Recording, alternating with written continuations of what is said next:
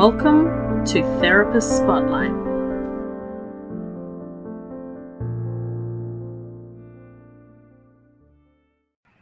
Hello everybody, welcome to Answers Therapist Spotlight, the podcast where we aim to showcase our wonderful members to the wider community.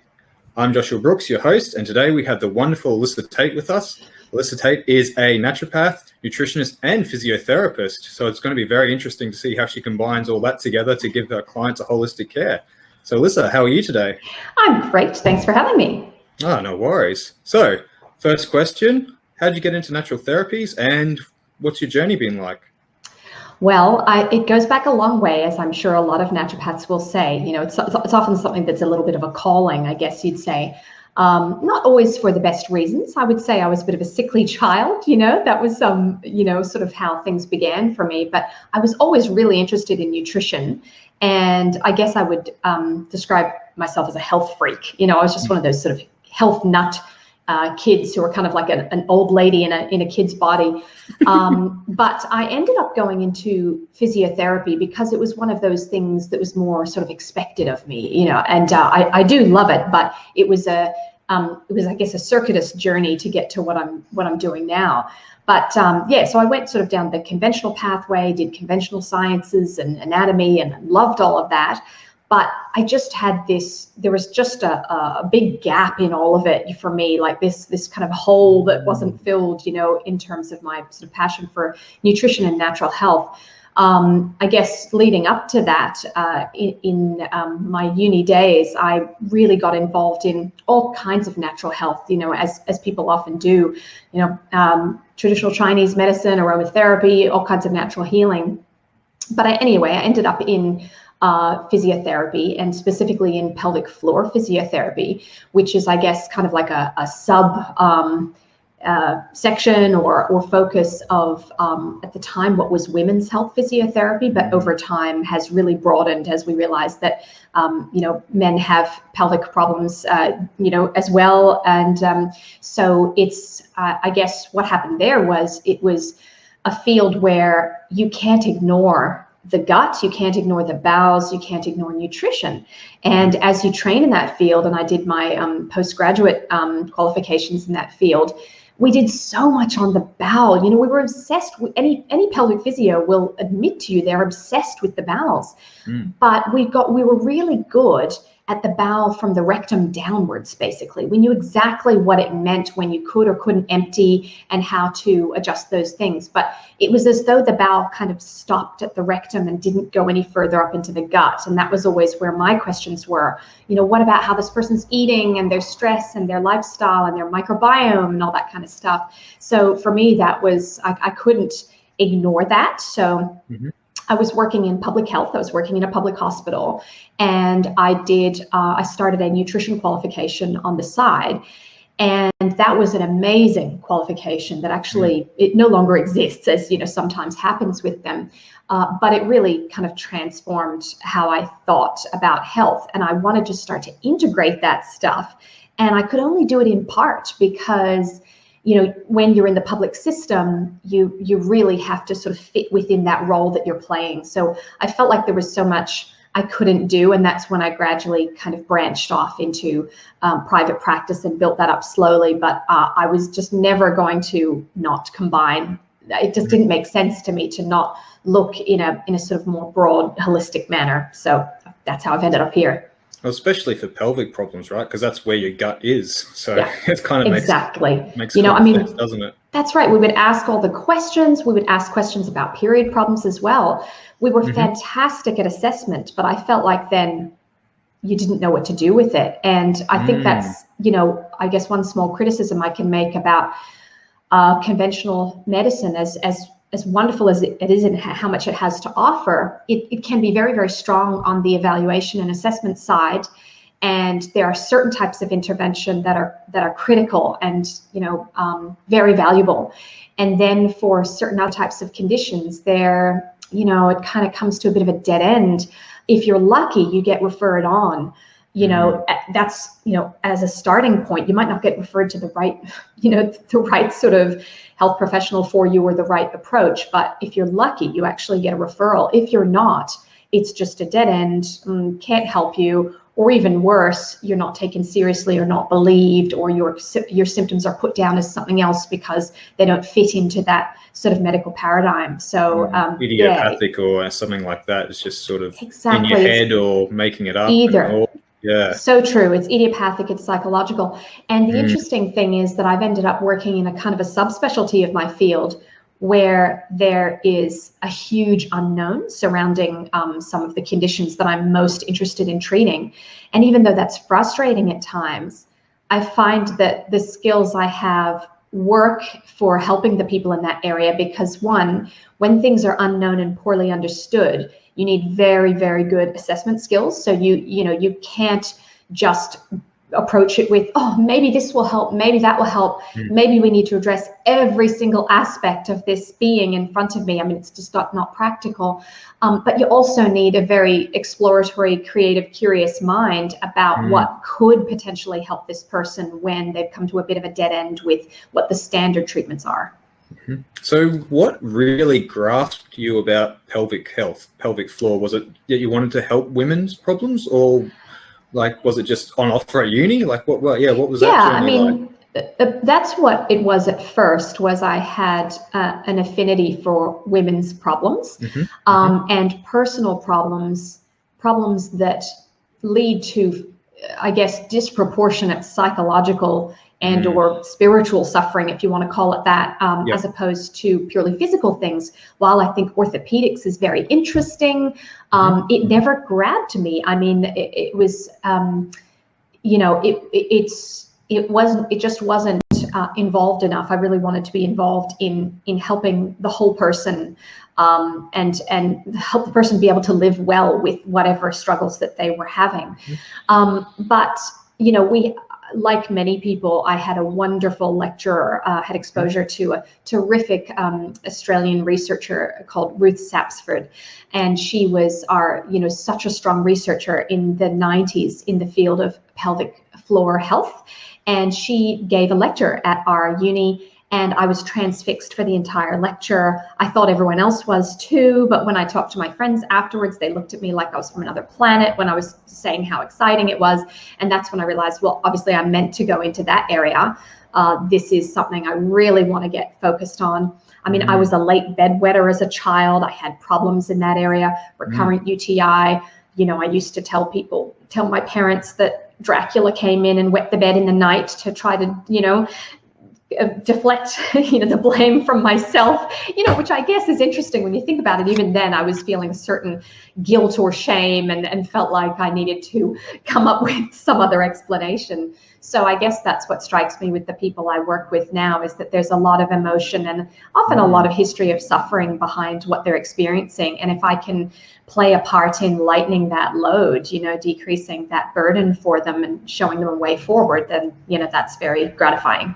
Yeah. And so you were saying that you started in public health. How was the transition from that, medical system to integrating more of that natural health? Because when you talk to a few different natural health therapists, you do find that when they try to engage with the system, there's that pushback, there's that little bit of, so how was that transition for you? Was it hard? Did you have really good people around you that you could bounce ideas off?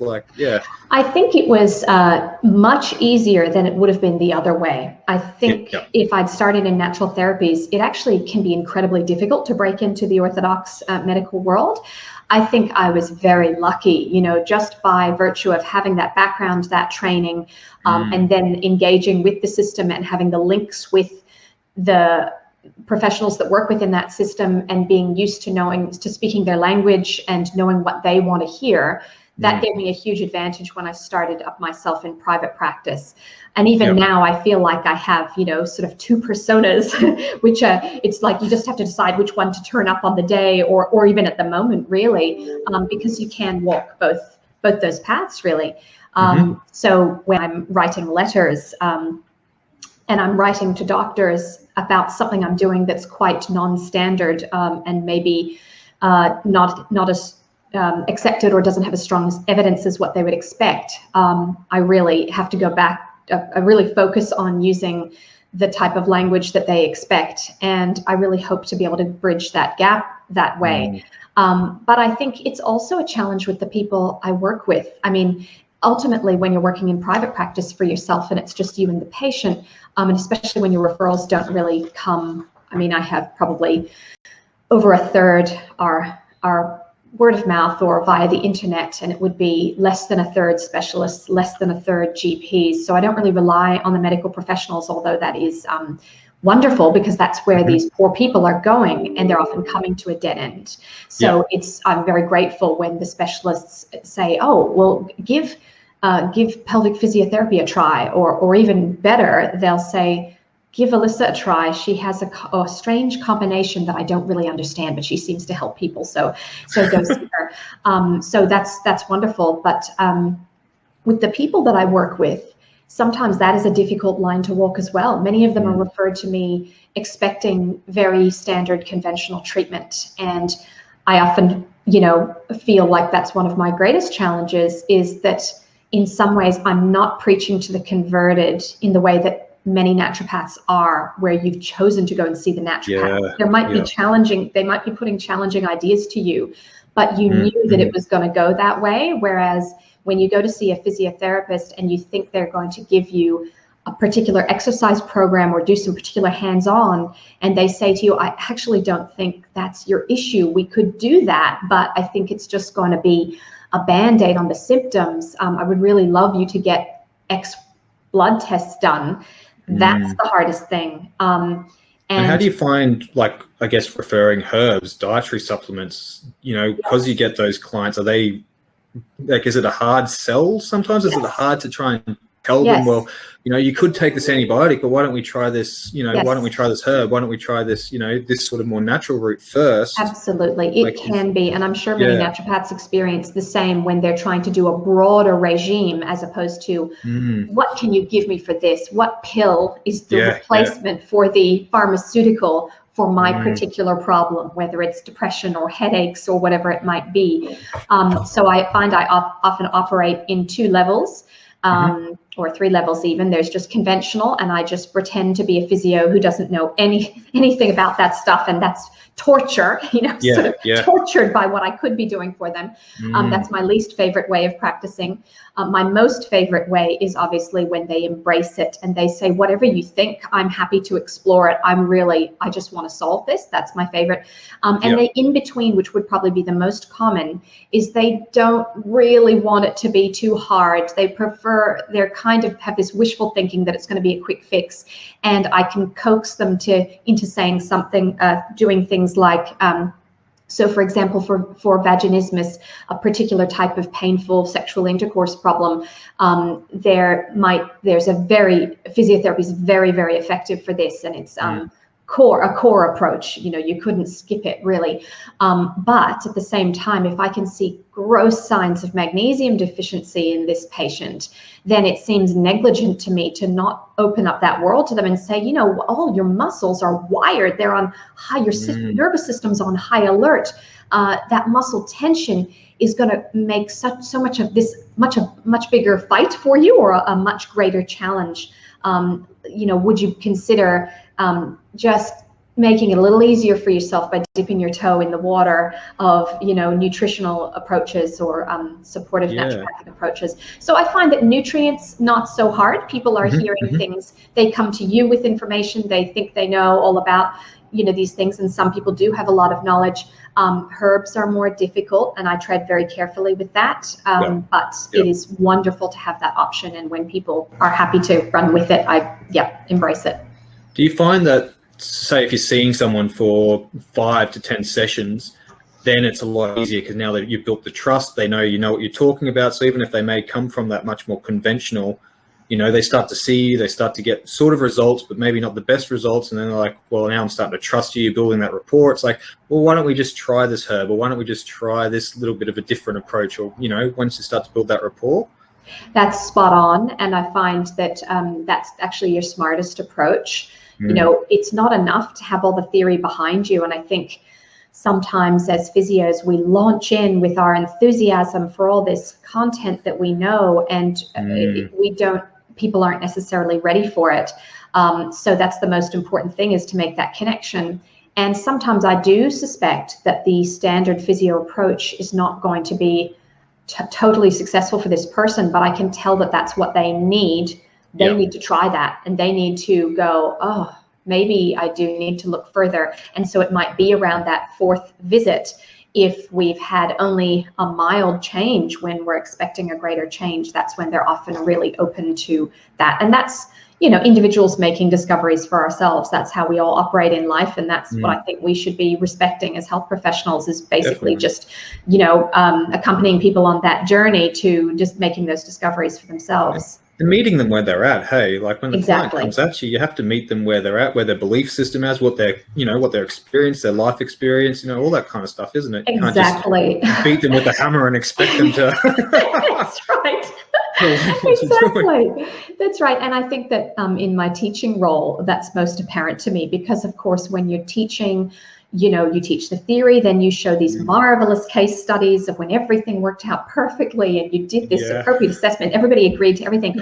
And I don't like doing that. I like to actually say, so this is what we would have wanted to do. What really happened was, the person kind of didn't stick with this, and then they decided to go on this regime, and the route was much more all over the place than what you want it to be. But that's real life. That's right. So it's a constant meeting the person where they're at and going from there, really.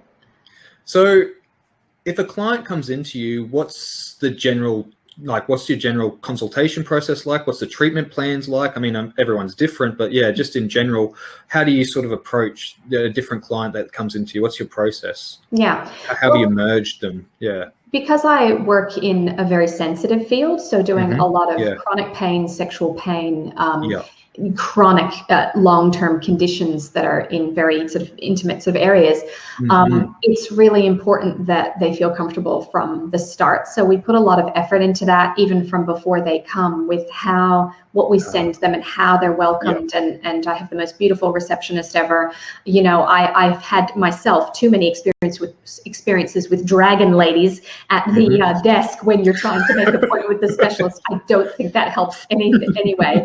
And we know, certainly working in the field of chronic pain, we know that anything that increases that danger signaling is unhelpful to the process and the outcome. So it starts, right at the start. But so we do a lot of pre-visit questionnaires. I find that I like to give people the freedom to tell me as much or as little as they like. I do need the minimum amount of information beforehand, because otherwise the consults would go for hours and hours.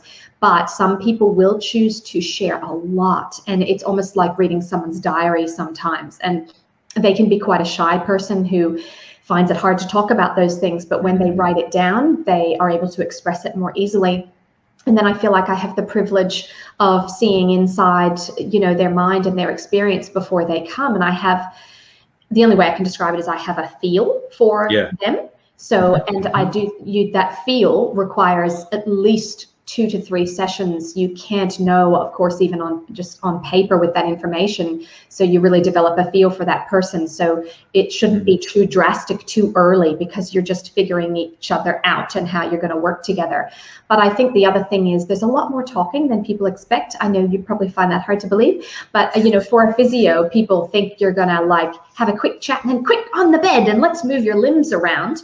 And I've had that experience with a lot of physios, and at times it's very, very helpful. But it's certainly not in my field. So I think sometimes the most surprising thing is that we can get through almost the whole session with only the minimum of some gentle physical assessment or hands-on at the end, depending on how much history there is to work through, because all those clues are there and people will share them with you, and you never get an opportunity like you do that first session to come back in as much detail when they're telling you so much. Of course, having said that, some things will take time for people to tell you, and that will come out later. And typically, as many clinicians know, that will come out at the end of a session when you're about to wrap up, and that's when it feels safe for them to say something. And running on time is a challenge, but all therapists know about this.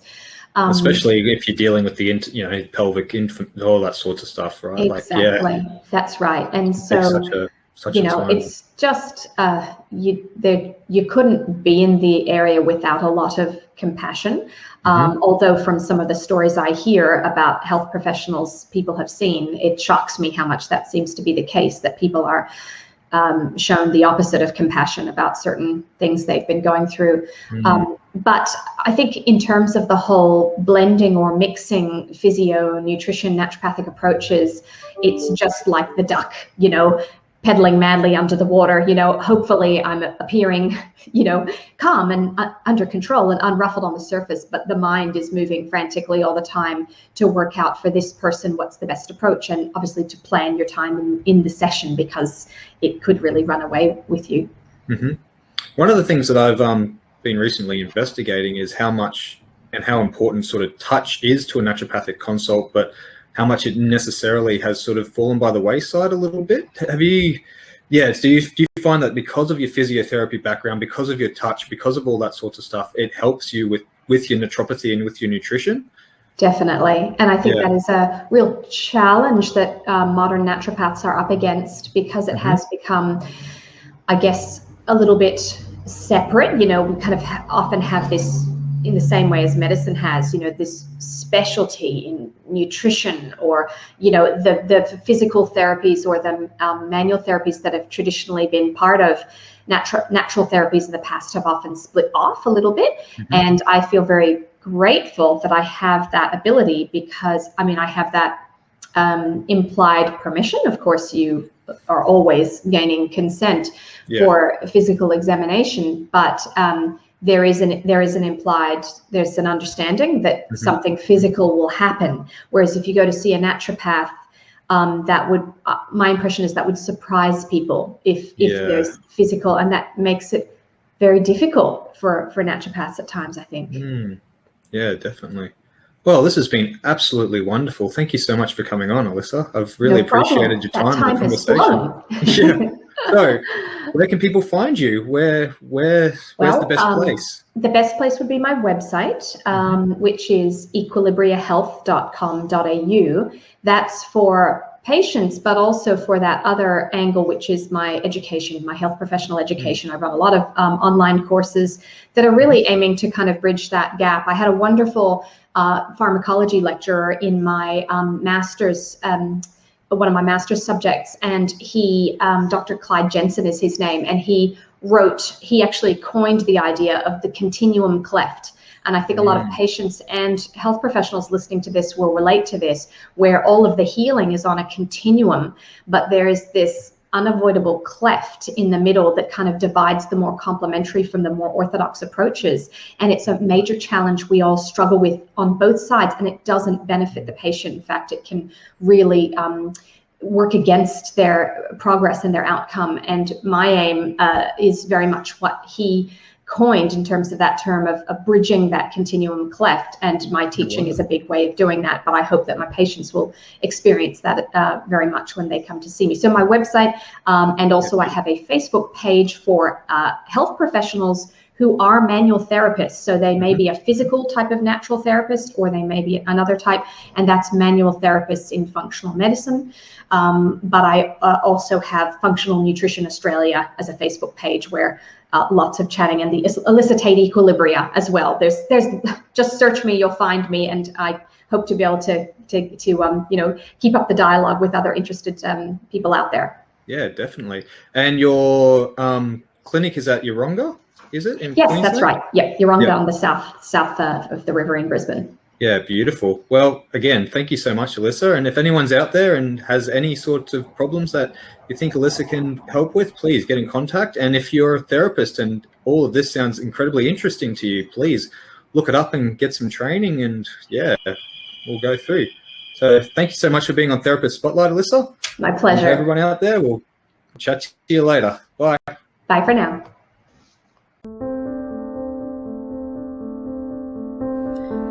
Thank you for listening to Therapist Spotlight. If you would like to know more about ANTA, visit us at www.anta.com.au.